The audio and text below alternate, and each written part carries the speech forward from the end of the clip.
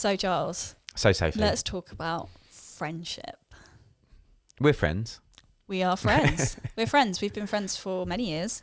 And actually, we met in quite an organic way, I would say. We actually used to teach, for those people that don't know, used to teach Giles's sons at primary school. Yeah. Now they're like adults, practically, which makes me feel really old.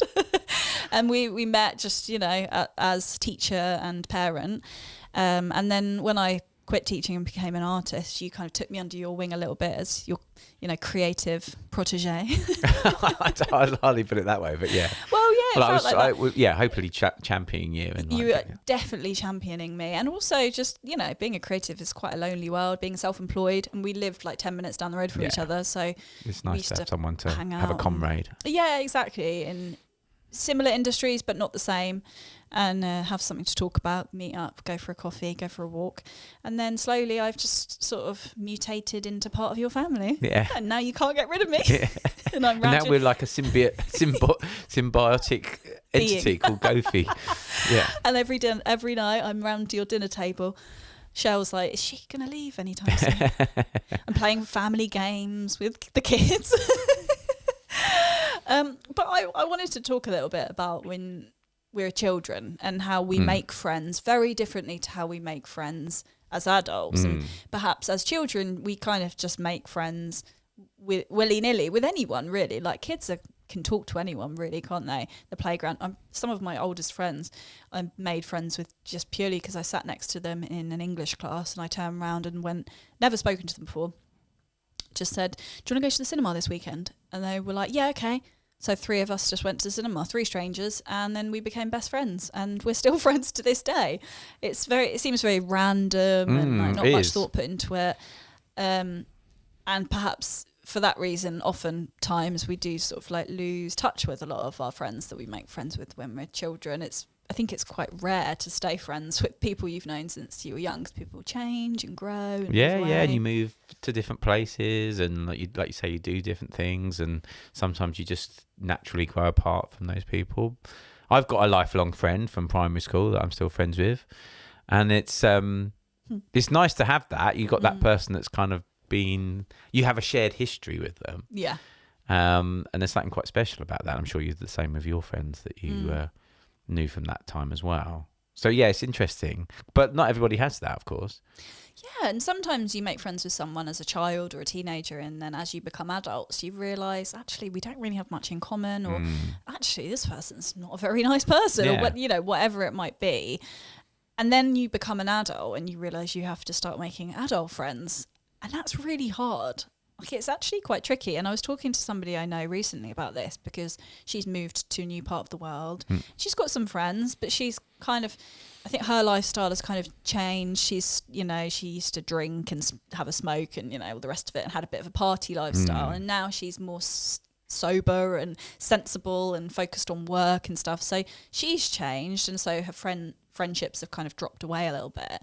And she was saying, like, actually it's really hard as an adult to make friends, because it feels almost forced and a little bit inauthentic if you're sort of going around to people like, do you want to be my friend? Do you know what I mean? Very hard. And I think you get kind of sometimes forced into friendships because like through work or I don't know, through association. If you've got a partner, you sort of get put into friendships with their friends and that kind of stuff, or whatever it might be. So it is hard to find those like-minded people, your tribe. Yeah, it's true. And people always say, like, oh, maybe you should start a hobby, join a club, or even nowadays there's like dating apps but for friendships. So you can go on an app, put in all your details and be like, essentially like, do you want to be my friend? And it can feel a little bit uncomfortable and forced, and I have to admit as well, as an adult, I don't know about you, but I found that what I look for in a friend has completely changed, and I'm almost quite picky now. And you appreciate as you get older as well that it's about quality and not quantity. And as you go through life and you experience different things, and maybe you have some struggles, or you lose people, or you go through some trauma, it's your friendships that really like keep you afloat often. So it's important to have good friends, good quality friends. Yeah, and I think actually as well, we're probably always looking for a friend that's going to last forever. And actually, we do have friends that are, there's that friends for a season thing. Yeah. But there's nothing. Actually, there's something in that you do. People come in and out of your life for whatever reason. Like depending on what period of your life you're in.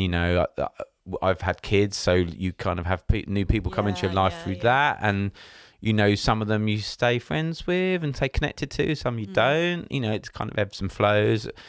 And because like all these things, you've got that one thing in common there, but not necessarily anything else perhaps. Right. And I've talked to quite a few people about this who've like made friends through having children, and then they've realized that actually there was like one person in that group that they really actually wanted to stay friends with, and it's that kind of thing. Well, you have those sort of like NCT groups. Yeah. You have a baby for the first time. Yeah, exactly. My sister had a child a couple of years ago, and she was like, I'm going out on walks or like going for lunches and stuff with people that if we didn't all have kids at the same time, we would never even cross paths with. And it's weird. And sometimes you end up with like really great friendships for life from stuff like that. You do. But I think what we have a problem with doing is not seeing that that's okay if you don't keep that friend for life. Like actually it's okay to be friends with someone for 6 months or a year or whatever, and then you both move on to something else. I think we have a tendency to try and cling on to those things, and then we like go through those awkward moments of like trying to keep meeting up, I'm sorry I haven't called you for like 8 months, we'll definitely meet up and all that kind of stuff, and you feel like you have to cling on to those relationships that are actually, you don't need to cling on to them, because there is, like you say, there's only one thing in common. Might be having children, or you work together, or you had a situation where you were in together, whatever it is. Yeah. And you feel like you're duty bound to hold on to that, but actually you don't need to sometimes. Man, it's so true. But I think maybe even more so in England, where we're so like driven by politeness and etiquette, but it's really awkward and uncomfortable if you have those sort of like quote unquote friendship breakups where one of you or both of you realizes like this isn't going anywhere. We don't really have anything in common, or actually this is quite toxic, or it's not good for me, or whatever it might be. And actually it can be really, really hard to step away from that, especially going back to my friend who's changed her lifestyle. If you've grown as a person, or not even necessarily grown, but just changed and your interests are different or whatever, it can be really hard to step away from people that you feel might not be right for you anymore without feeling like, oh, I'm better than them. I'm too good for them now.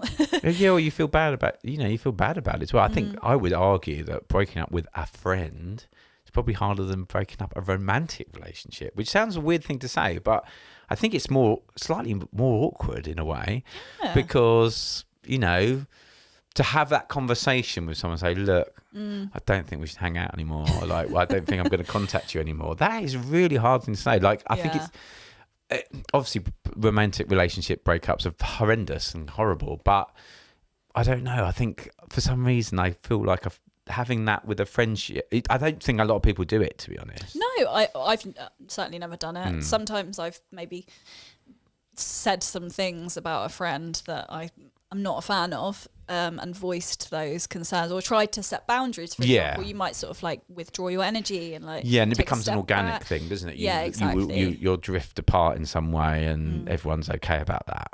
But we don't actually have those kind of confrontations. It's more of a grey area, and I think that's why in some ways it's easier with romantic breakups, because it's very black and white. It's kind of like you're either together or you're not together, and if you're not together, then it's kind of like, okay, well, see ya. I mean, and sometimes it can, you can have friendships born out of those things, but it's that's rare as well. Well, it's something that you need to talk about, and I think people do talk about it. It's like, you will say, can we still be friends? And the other person will say no.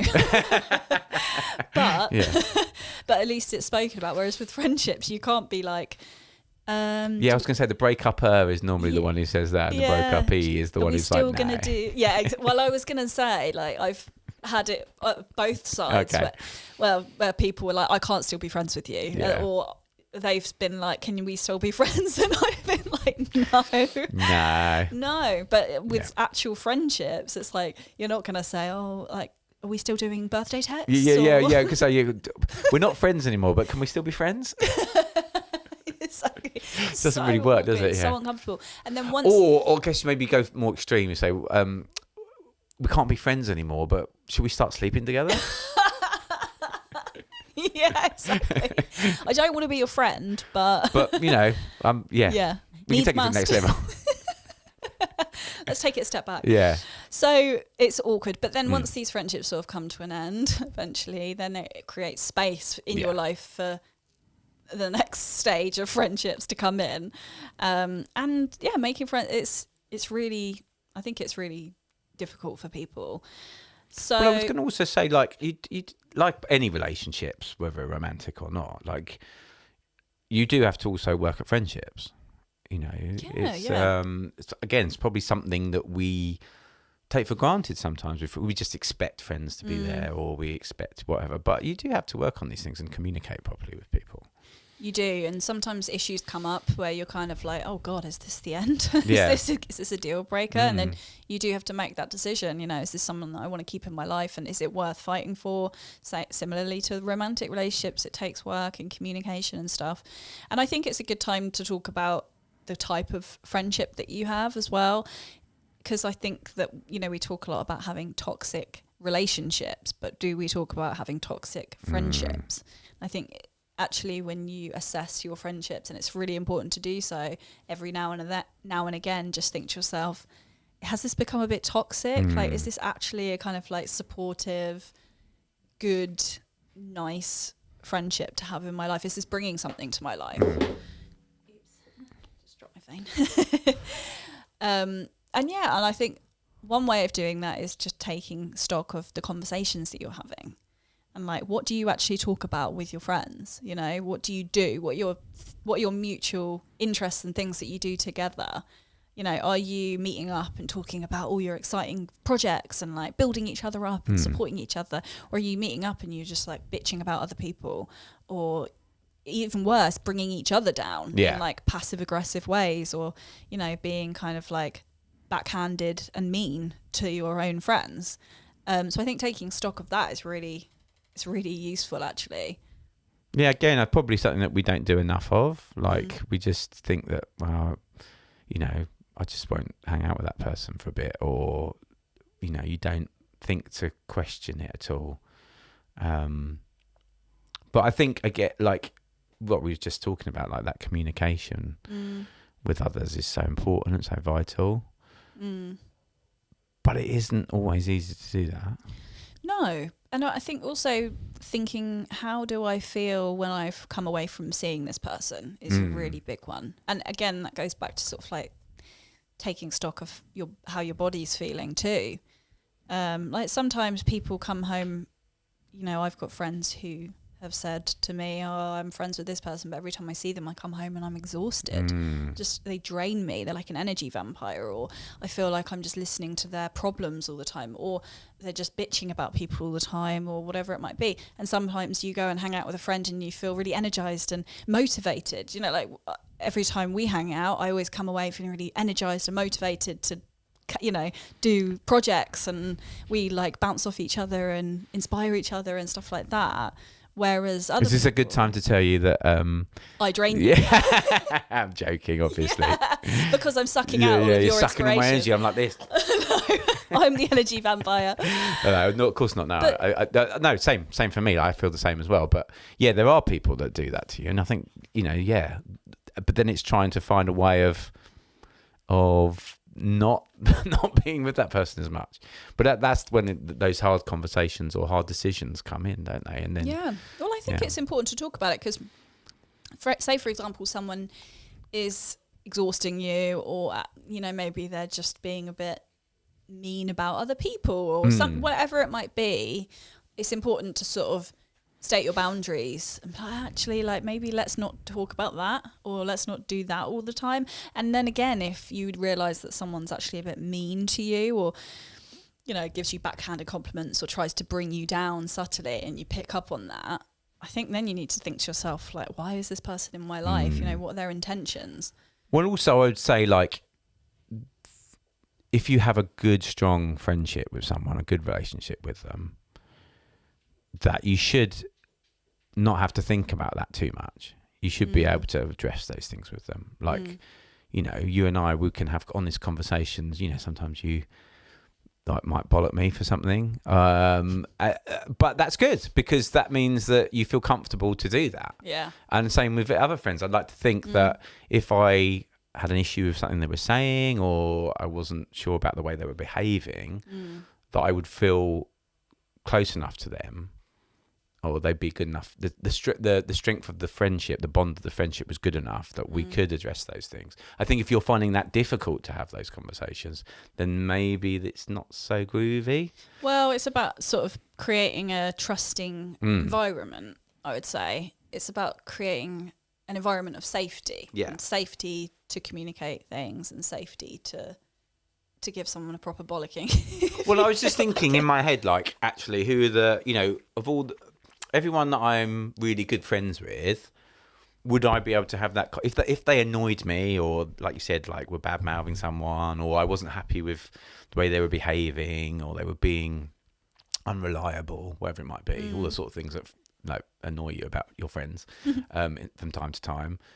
Who would I feel comfortable enough to say that to? And I think actually, just thinking on top of my head, like most of my close friends, I feel like I would be able to do that. Yeah, exactly. No, same. And the thing is, as well, is we love to talk about boundaries on this podcast. I try and shoehorn it into every episode.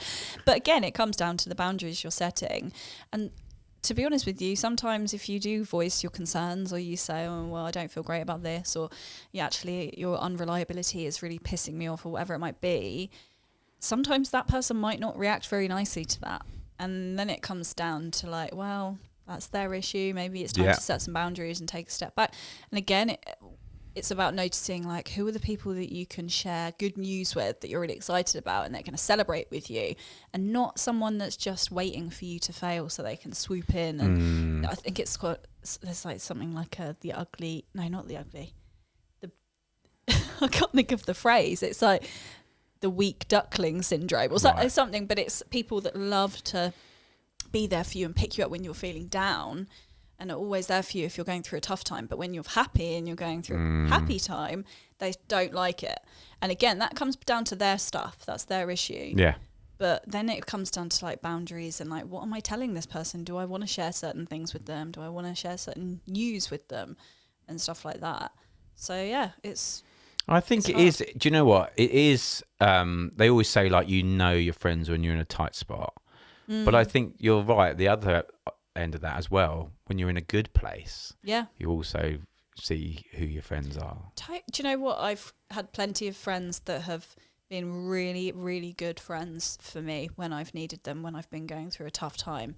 And then I've shared good news with them, and they've been very unhappy about that. And that's not that they don't want me to be happy or they want anything bad to happen to me. It's just purely they're not in a very good place. And misery loves company, If I'm doing really well and you're not doing so well, it's kind of a bit like, kind of shines a light on their issues, really. A little bit. So it's not personal, but it's just about kind of noticing that and working with it and like setting those boundaries and stuff. And also I think it's important to remember that some people do trauma bond slightly in friendships as well. We talk about trauma bonding in relationships, but it's not really talked about in friendships too. And going back to what you said about having a friend for a season, sometimes if you're going through something like a breakup and someone else that you know is going through a breakup, you can really bond over that. Yeah. And be like, oh, how are you feeling? I'm feeling awful. How are you feeling? I think those are often quite intense as well. They can be very intense friendships for a short period of time, and sometimes useful. Sometimes you get something out of that, like as knowing that maybe that isn't a permanent thing, and that was why you needed each other at that moment, and being okay about that. I guess that's okay, and there's nothing wrong with it as long as it doesn't become sort of like spurring each other on, being miserable. But again, it's kind of like taking stock of whether or not you're friends with that person, because you've just got sort of like misery in common, or if this is someone that is actually adding something to your life too. And so, all this to say, how can we create meaningful, authentic friendships and relationships in our life and make new friendships and meaningful contacts? Have you got any advice on how to do that? Well, I think firstly, I guess you need to evaluate what you kind of want out of a friendship, what it's going to bring for you, what you're going to be able to bring to the other person as well. And really kind of, it's not just about having things in common. There's lots of other things as well. So actually really reflect on, what is it about other people that you need connection for. Yeah, and I think you're really good at connection, not just connecting with people, but also connecting other people as well. You know, that's one of your biggest strengths, I think, is connecting people. So I feel like you're a good person to ask about this. Well, I think it comes back to what you were saying about energy earlier. Like sometimes you can there's an energy about certain people and you think, well, that person like has got the sort of energy that's going to kind of work well with that person, and you kind of, and it's not, sometimes, again, going back to another one of our episodes, we're talking about intuition and gut instinct. Sometimes it's an instinctual thing. Like you kind of just think, well, that person's going to work well with that person. They might not, but like, you know, I think it's about finding common energies and vibes and interests as well. Obviously interest is important, but I would say like that, the foremost of it is like do those kind of people complement each other in some way, perhaps. I love connecting with people. I like having conversations and talking, and again, same thing, like you don't always have that connection with people. Sometimes it doesn't work, but I would say 100% of the time it's like about energy, like what you're reflecting off one another. Yeah, and I like that about you, because I have to admit, some people get quite protective of their friends. Like they'll have a friend and another friend from a different circle, and when those people meet and they get on really well, I mean, I know you do, and I also love seeing that and seeing people getting on really and going off and developing their own friendship or hanging out without you. But there's some people I think are a bit funny about that. It's kind of like, oh well, what about me? We become precious about it, don't we? That's my best friend. Why? You know, I didn't know you had a best friend. Why have you got one? Yeah. You know, you're my best friend. You can't hang out without me. That's not the rules. And I get that. Like sometimes I suppose we all probably have a little bit of those moments where we're like, oh, like I thought, you know, I was their special person. Well, actually, funnily enough, now's a good time to talk about this, because tomorrow we're in London shooting again, and we'll be going to my pub quiz. Now, this is something I do every week with my friend Dave, who's one of my oldest friends, actually. Known him for bloody ages. And you are, you know, one of my closest friends. So you two are going to meet for the first time, and you're either going to love each other or you're going to hate each other. In my head, I'm imagining like, she's my best friend. No, she's my best friend. So, and I think you're very different personalities, so it'd be very interesting. And also, it'll be interesting for you to see me with someone else, because we've got our own sort of like in jokes and silly voices and stuff like that. So, it will be interesting. But I'm really looking forward to it. Yeah, because I've heard about this person a lot. So, I like to think I get on with most people. So I think it'll be fine. Yeah, you'll probably sit in the corner skulking. Yeah. Where's all the goofy jokes? Do you want a drink, Giles? No. Well, only if you're sitting next to me. I'm just going to sit in the car. Or we'd be like high-fiving each other at the end of the evening. Like, why have you brought this bloke before? He's great. Yeah, well, it's a bit like me. When every time I come round to your house, me and Shella like joking about you and like ripping it out of you. We join forces and we become... Yeah, I love it. We become anti-Giles. God, Giles, did you see the other day he tried to do the hoovering? Oh, what idiot. Toxic friendships. Yeah, I know. Who'd have them? But just to end, just for a little takeaway, what would you say to somebody that's struggling to make friends as an adult? And I hear this a lot, actually. And I've spoken to some of my friends, like one of my dear friends to me, she became friends with me just because she kind of like put herself out there and sort of introduced herself to me, and then we started chatting, and now we like have sleepovers all the time and stuff, and we're both like good friends. But she was saying, actually I had my small group of friends that I went to school with, and like coming up to you and trying to be your friend was really out of my comfort zone, and I almost didn't do it. So how would you encourage people to sort of put themselves out there and try and make friends? It's really hard. I think you're right, like maybe just trying to push yourself a little bit out of your comfort zone sometimes. I guess it's tricky, isn't it? Because especially as you get older, like what situations do you find yourself in where you can do that? I mean, I go to a local cafe in my town, and I made loads of friends through that because I'm there all the time. People see me, and I have interactions with people. And yeah, but I would argue that that's actually quite brave to go in. A lot of people wouldn't even have the confidence to go into a cafe or a restaurant on their own, or a bar, sit at the bar. You know, I wouldn't do that. But then, you know, I'm a bit of a recluse, but I wouldn't have the confidence to go into a cafe and just go there every day on my own and start talking to people. So that is pushing yourself out of your comfort zone. So pushing yourself out of your comfort zone a little bit, having a little bit of courage around it. But we're not all touristic and outgoing, and we can't all be, we can't all be comfortable with those sorts of things. So if you're not comfortable with doing that, then I guess, I suppose it's trying to find people that are like-minded. You know, it's mad to think that, I mean, funny enough, I was having this conversation about how disconnected we are as a society, even though we've got the internet and we are more connected in some ways. But I think, you know, for all its bad points, meeting like-minded people is easier because you can join groups online and, you know, can meet people through various different social media platforms and all that kind of stuff.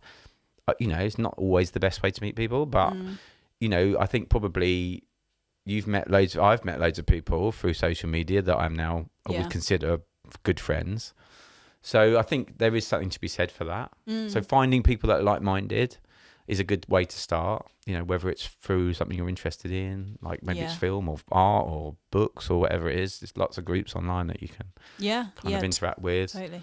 And I think, do you know what? I think people find that easier sometimes, actually, in some ways, to talk to someone online than it is to actually sit in a cafe and talk to people. Oh, massively. You know, massively much easier. So if that's a way in for you, then that's cool. Like, I think that, you know, you can make lasting friendships with people. Totally, you can. And we've just had Gabby Roslin on, and she's one of these people that just sort of emanates, you know, just good vibes, right? People you know, go to her like a magnet. I think that's very rare, but I think because she's so open and so receptive to talking to people and to wanting to know people and know their story and actually being an active listener, I think people just sense that. And so I think that oftentimes, I mean, I speak for myself when I say I'm very closed off. If I'm walking down the street, then I've got my headphones in and I'm hunched over and I don't want anyone to even look at me. But I think being a little bit more actively engaged with other people and what's happening, and you know, even so much as just looking across the room at someone when you're queuing up in Starbucks or wherever and smiling can open up you know, if you're reading a book on the train and someone comes over and asks you what you're reading, that could open up, you know, the stage for a conversation that could lead to a friendship. And like everything, it's like you have to practice those things sometimes. Like, you know, it might not come naturally at first, but the more you do it, the more easy it will come to you, and you'll find that everywhere you're going, you'll end up chatting to people and stuff like that.